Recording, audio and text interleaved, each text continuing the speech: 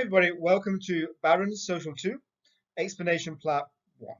Now, I do understand that this was a very difficult exam. The graphs, well, they were not easy to understand, and the passages, they were very long. But I think it's fairly realistic. Your exam is not going to be easy. There will be long passages, and there will be complicated diagrams to understand. So this kind of exam is very good practice for preparing for the real exam. But remember, you do not need to read everything. When you get a really long passage and only one, two, or three questions, make sure you read the question first and then you try to find the right part of the passage to read in order to answer the question. We're not going to go through all the passages. Some of the passages should be familiar to you. Some of the passages might be new. If there's things that we haven't looked at for a long time, I might review the topic very quickly, but generally we're going to approach this explanation video like we would approach the real exam. Let's have a look together. Question 1, what was the main purpose of the National Industrial Recovery Act, the NIRA? Now, just very quickly looking at the passage, I can see the NIRA there. This one is not NIRA. Look very carefully. This is the NRA, not the NIRA. So we can guess that the answer for question 1 is going to be from this first paragraph. You do need to read these questions carefully, and that's going to help you to narrow down where you are looking for the answer. Now let's look at the answers, the possible answers. To make sure, to guarantee return profits for businessmen who participated in drafting the code. Now, I don't think this looks like a good answer.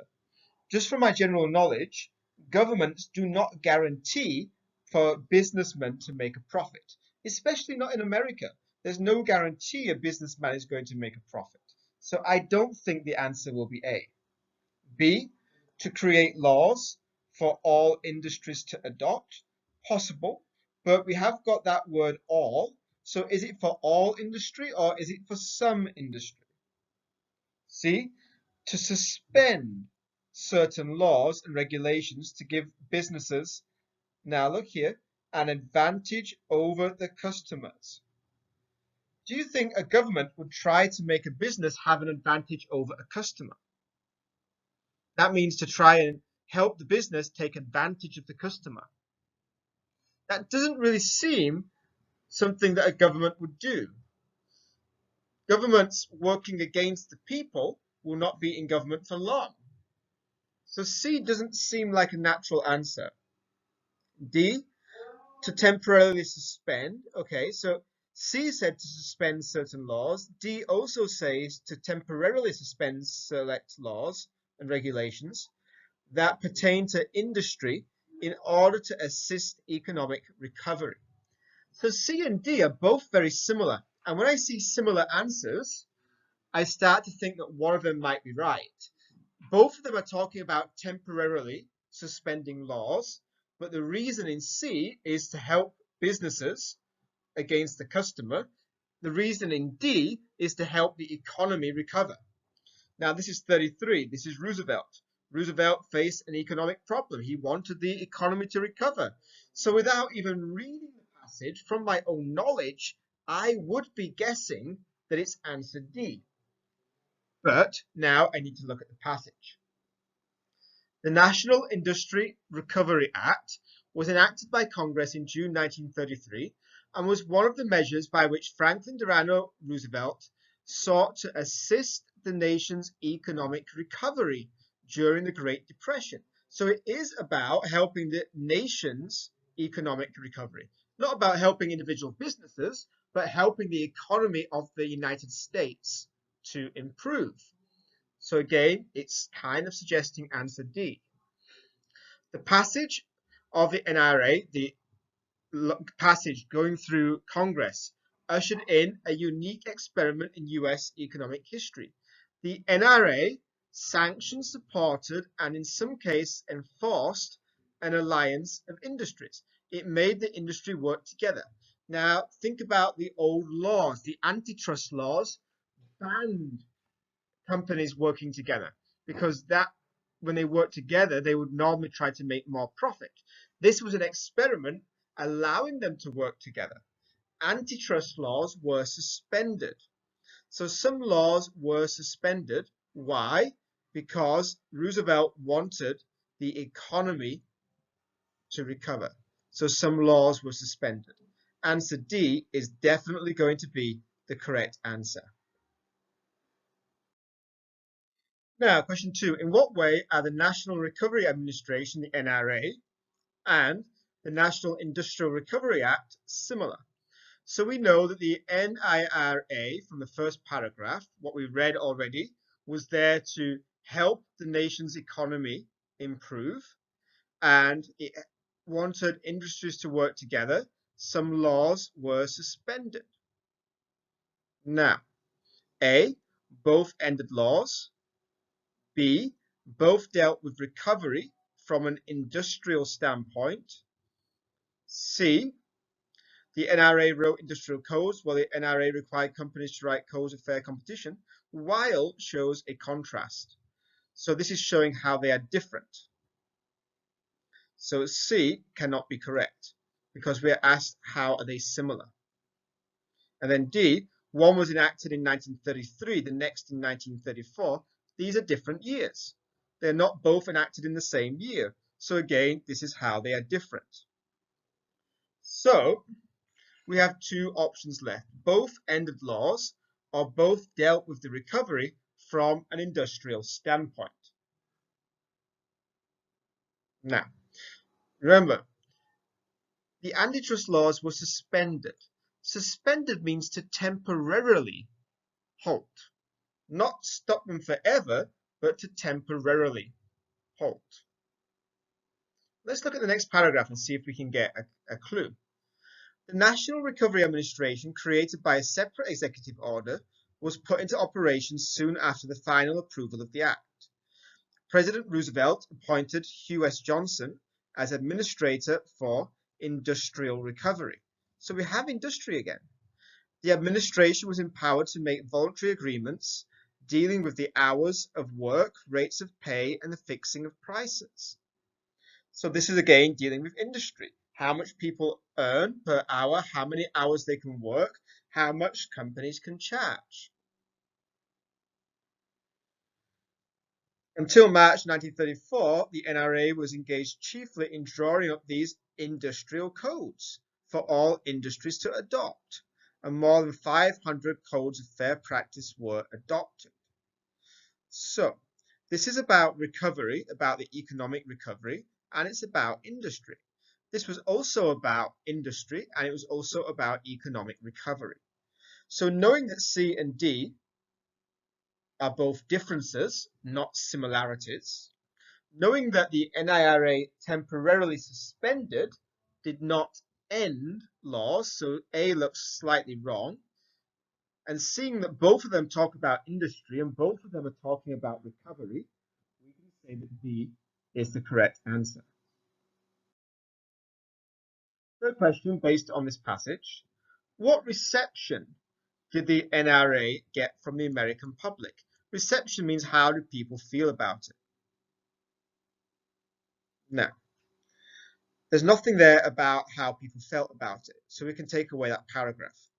That was about what it did, how it started. From the beginning, the NRA reflected divergent goals and suffered from widespread criticism. Who is criticizing it? Well, probably the people. The businessmen who dominated the code drafting wanted guaranteed profits and insisted on security for their renewed investment and future production. So the businessmen were trying to take advantage of this to get more profit. Congressional critics insisted on continued open pricing and saw the NRA codes as a necessary means of making a fair and orderly. A few intellectuals wanted an even more extensive government role. So businessmen didn't like it. They wanted guaranteed profit. Congress didn't like it. They wanted open pricing, not fixed pricing. Here it says fixed pricing, but Congress wanted open pricing. Intellectuals, that means university professors, they wanted more government, and the labor unions were unhappy because they did not get the collective bargaining. That means they could not advocate for higher salaries for their workers. So lots of different groups criticized it. Overall acceptance is positive. Ambivalence means don't care, not good, not bad. Widespread criticism, that's what this passage is showing. There's been nothing that shows a mixed reaction. There was nothing there that showed people liked it. There is only criticism. So we're looking for a negative answer. The only negative answer we can find is answer C.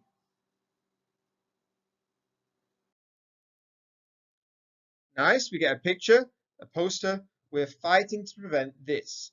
This is a church, and the church is being broken by this army boot. Which war was the poster likely issued in?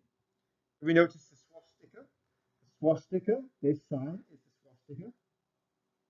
Well, that was the sign of the Nazis. So if that is the Nazi sign, this must be World War II. So answer D. Get a question like this, make sure you get it right, but answer it quickly, and then you have more time for those long written passages.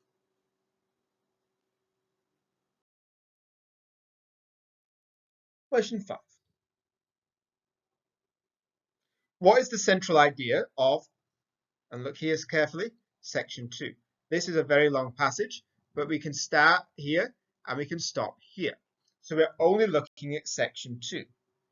And the options, all males aged 21 and older have the right to vote. All males. B, men who commit crimes may not vote. Men 18 and older may vote, but that was from the 1960s or 1970s. So if we know our timeline, we know that C is wrong. Sorry, I've actually just checked. It was 1971. I was slightly wrong, but it was 1971. It's not the 1800s. The 14th Amendment is about black people. The 26th Amendment, passed in 1971, is the amendment that allowed 18-year-olds to vote. That is the most recent one. And D, with a few exceptions, males 21 and older have the right to vote. Difference between A and D, they both say that males 21 and older have the right to vote, but A says all, absolutely all, every single male aged over 21. D says with a few exceptions, almost all. So if you're looking at section 2, is it all of them or is it almost all of them? Representatives shall be apportioned among the several states according to their respective numbers, counting the whole number of persons in each state, excluding the Indians not taxed. Indians could not vote because they didn't pay any tax. But when the right to vote at election for the choice of electors of Vice President and the President of the United States, representatives in Congress, the executive and judicial officers of a state, or the members of the legislature thereof, is denied to any of the male inhabitants of the state who are 21 or older and are citizens, they cannot be abridged except for participation in rebellion or other crime, but it says all people over 21 can vote, except for those that are in rebellion or are convicted of a crime. So it's not quite all. If people are rebelling against America or if they are in prison, section 2 says they do not have the right to vote. So it's not all, it is answer D. The main idea is not that those who commit crimes cannot vote, it is that all people over 21 can vote unless they committed a crime. Which group most likely benefited the most from this amendment? Look at section 1. All persons born or naturalized in America as citizens of America, and there can be no law which shall limit the privileges of citizens. No state can deprive any person of life, liberty, or property without due process, and they cannot deny any person within its jurisdiction the equal protection of the law. All people who are born are citizens. Okay, so this is the 14th Amendment. This is what made black people citizen of America. White men, they were already citizens. Men under 21, well, 21 is the age to vote. White women is not about women. This is about African American men. African American men would be allowed to vote, would become citizens of America. And in the next amendment, the 15th Amendment, they would be given the right to vote. African American men now got equal protection under the law. This amendment actually is what was used in some of the court cases that were looking at civil rights. For example, in Plessy versus Ferguson, where the guy was not allowed to get in the train that was area for white people only, he said that was taking away his right to equal protection under the law. The Supreme Court said that asking him to sit in a different area did not take away his equal rights. So this amendment, especially Section 1, will be coming up when we look at Plessy versus Ferguson, and if we're looking at Brown versus the Board of Education. What is the central idea of Section 3? What are the options? Certain criminals may not be elected to office. There are many types of elected officials. A certain process must be followed to become an elected official, or Congress may enforce this legislation. What Congress have the power to enforce is the last section. It's Section 5. So it's not going to be answer D. Congress having the power to enforce the legislation is normally the last section of these amendments, of these civil rights amendments. So looking at Section 3. No person shall be a senator or representative in Congress, or elector of president and vice president, or hold any office, civil or military, under the United States or under any state, who having previously taken an oath as a member of Congress, or as an officer of the United States, or a member of the state legislature, or an executive or judicial official, to support the Constitution, shall have engaged in insurrection or rebellion against the same, or given aid or comfort to the enemies thereof. Now, this is saying people that were involved in insurrection or rebellion. Insurrection means trying to overthrow the government. This is meaning anybody who was fighting for the Confederacy, any leaders from the Confederacy that tried to divide America into two separate countries, shall not be allowed to hold any of these offices of government. So certain criminals, those that were involved in insurrection, may not be voted into elected office. The correct answer is A.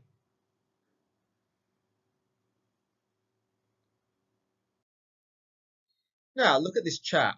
It's a bit of a strange chart, but we do have a clue. If the box is filled in, then it's a gain. If the box is open, then it's a loss. A big box means 50,000. A small box means 10,000. We're looking at New York, LA, Chicago, and Dallas. Natural increase means because of being born. If more people are born than die, then there's an increase. International migration means people coming from other countries. Domestic migration means people coming from countries, coming from other states, or leaving to go and live in other states. For example, this is an increase of 50,000 because of more people being born than die. This is also an increase because people coming from other countries. This is a decrease because people went to live in other states. Net means the total change. Is it an increase or a decrease? According to this chart, which city saw the biggest gain from domestic migration? So domestic migration means we're only looking here. In domestic migration, New York lost people, LA lost people, Chicago lost people. The only city that had an increase because people coming to live there from other cities, other states, was Dallas. Dallas is the only one that's got a solid box. All the others have open boxes. So the correct answer is D. According to the chart, which city saw the greatest increase in its immigrant population? Immigrant population means we're looking around here. Here, immigrant is meaning somebody coming from another country. So international migration, these are immigrants. We can look, New York has the biggest box. All the others are small boxes. So New York has a large increase in immigrant population. So the correct answer is A, New York. On to the Dawes Act. Which of the following groups of Native Americans were unaffected by the Dawes Act? The Cherokees, the Seminoles, the Creeks, or none of the above? Federal Indian policy during the period from 1870 to 1900 marked a departure, a change from earlier policies that were dominated by removal, treaties, reservations, and war. The new policy focused specifically on breaking up reservations by granting land allotments to individual Native Americans. So in the past, whole tribes were moved onto a tribal reservation. The Dawes Act tried to break up those reservations into individual pieces of land that different Native Americans would own. Very sincere individuals reasoned that if a person adopted white clothing and ways and was responsible for his own farm, he would gradually drop his Indianness and be assimilated into the population. So they were trying to make Native American Indians more like the white Americans. They thought if all the American Indians had their own piece of land, then they would start to behave like the white Americans. They would be property owners. They would be making business on their small farms. It would then no longer be necessary for the government to oversee Indian welfare in the paternalistic way it had been obliged to do so. So it's saying the American government was like a father taking care of the Native American Indians who were not able to take care of themselves. So some people said this would be good for the Indians. Break up their tribe, make them individuals, and they will become self-sufficient. They would not need to provide meager annuities that seem to keep the Indian in a subservient and poverty-stricken position. So annuity means a small piece of money. Meager means very small. So the government had been given small bits of money to the American Indians, and that was like keeping them as beggars. So some people said this is good for them because they will become independent. On February 8, 1887, Congress passed the Dawes Act, named for its author, Senator Henry Dawes of Massachusetts, also known as the General Allotment Act, and the law allowed the president to break up reservation land which was held in common by members of a tribe into small allotments to be parceled out to individuals. Thus, Native Americans registered on a tribal roll were granted allotments of reservation land. To each head of a family, 1/4 of a section. To each single person over 18 years of age, 1/8 of a section. To each orphan child under 18 years of age, 1/8 of a section. And to each other single person under 18 years now living, or who may be born prior to the date of the order of the allotment, 1/16 of the section. So this is how much each different type of person would get. Section 8 of the Act specified groups that were to be exempt. from the law. It stated that the provisions of this act shall not extend to the territory occupied by the Cherokees, the Creeks, the Seminoles, so all of the three that are mentioned here.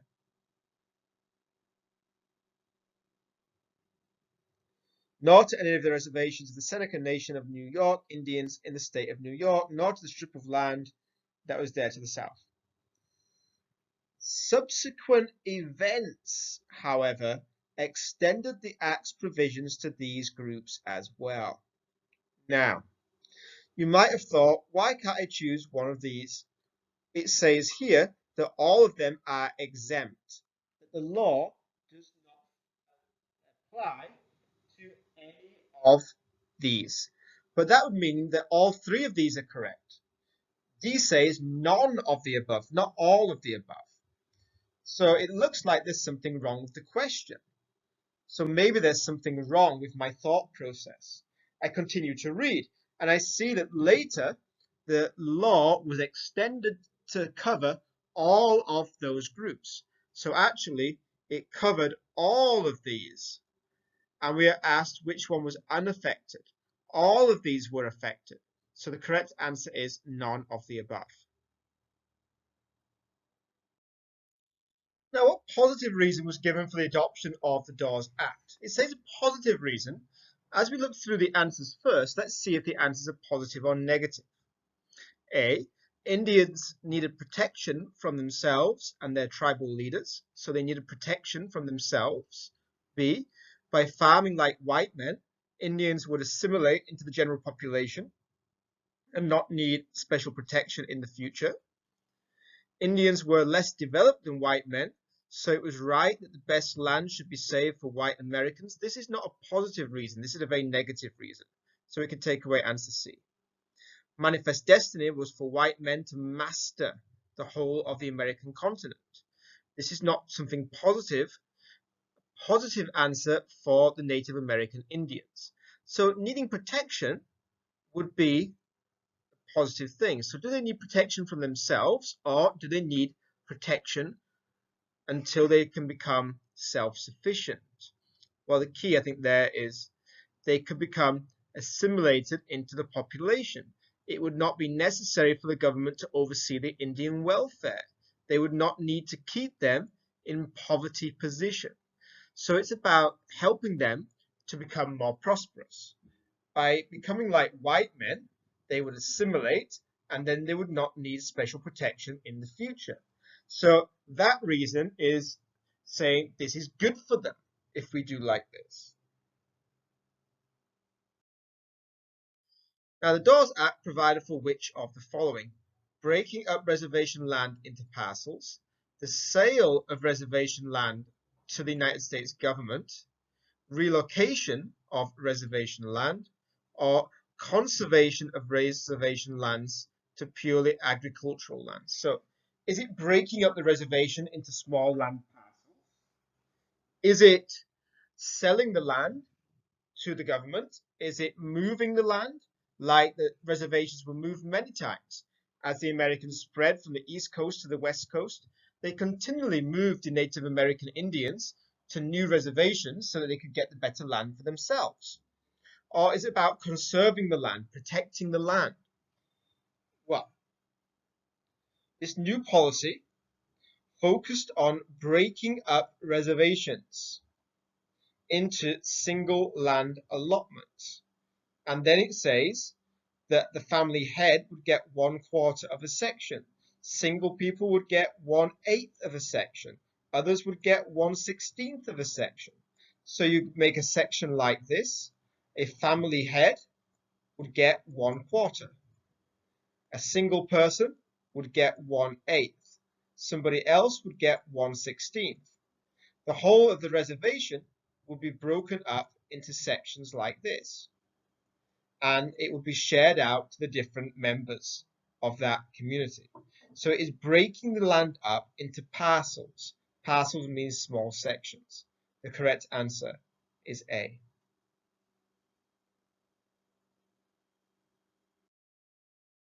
Question 13. According to the passage, the Treaty of Guadalupe Hidalgo was signed against the president's wishes as a result of years of planning by President Polk or by the Secretary of State. Let's have a look. The Treaty of Guadalupe Hidalgo was brought an official end to the Mexican-American War of 1846 to 1848, and it was signed on February 2nd, 1848 at Guadalupe Hidalgo, a city to which the American government had fled with the advance of the US forces. With the defeat of its army and the fall of the capital city, Mexico City, in September 1847, the Mexican government surrendered to the United States and entered into negotiations. So they started to negotiate and surrender in 1847, and they signed the treaty on February 2nd, 1848, only a few months later. So this is not years of planning. This is about 4 months of planning. The peace talks were negotiated by Nicholas Trist, Chief Clerk of the State Department, who accompanied General Winfield Scott as a diplomat and President Polk's representative. Trist and General Scott, after 2 previous unsuccessful attempts to negotiate a treaty with President Santa Anna, determined that the only way to deal with Mexico was as a conquered enemy. Nicholas Trist negotiated with a special commission representing the collapsed government, led by Don Bernardo Goto, Don Miguel Atirizan, and Don Luis Gonzaga Jueves. President Polk recalled Trist under the belief that the negotiations would be carried out in Washington. He wanted his representative to come back. He did not want his representative to negotiate. He thought that the Mexicans would negotiate into Washington, not that they would negotiate in the Mexican city of Guadalupe. Trist received a message that the Mexican government had named its special commission to negotiate, and that he knew that messages took 6 weeks to arrive from Washington. Trist decided that Washington, and that includes President Polk, did not understand the situation in Mexico, and so he negotiated the peace treaty in defiance of the president. If you defy someone, you go against them. You do not do what they say. You break their rules. You break their commands. You defy. So he negotiated in defiance of the president. The president told him to come back. He refused. He continued to stay, and he negotiated. He did this against the president's wishes. Which of the following led to the end of the Mexican-American War? The fall of Mexico City, that's the capital city of Mexico, treaty negotiations. Well, that would not lead to the end of the war. That would happen after the war. You end the war, then you make the treaty. So that is not a cause of the end. That is the effect, not the cause. So we can take away answer B. General Winfield Scott's diplomatic efforts, well, that would be what happened for negotiating the treaty. That would be an effect. It would be after the end of the war. So it's not going to be answer C. The removal of Don Miguel Atristain from office, but they negotiated with Don Miguel. Okay. It was the previous president that did not want to negotiate. Now, with the defeat of its army and the fall of the capital city, the Mexican government surrendered. After its army was defeated, number 1, after the capital city fell to the Americans, number 2. There are 2 causes of the surrender. Okay? The 2 causes of the surrender are the army being defeated and the capital city being captured. So the correct answer is A. Why did Trist not obey the instructions from President Polk? He believed he was a more skillful negotiator.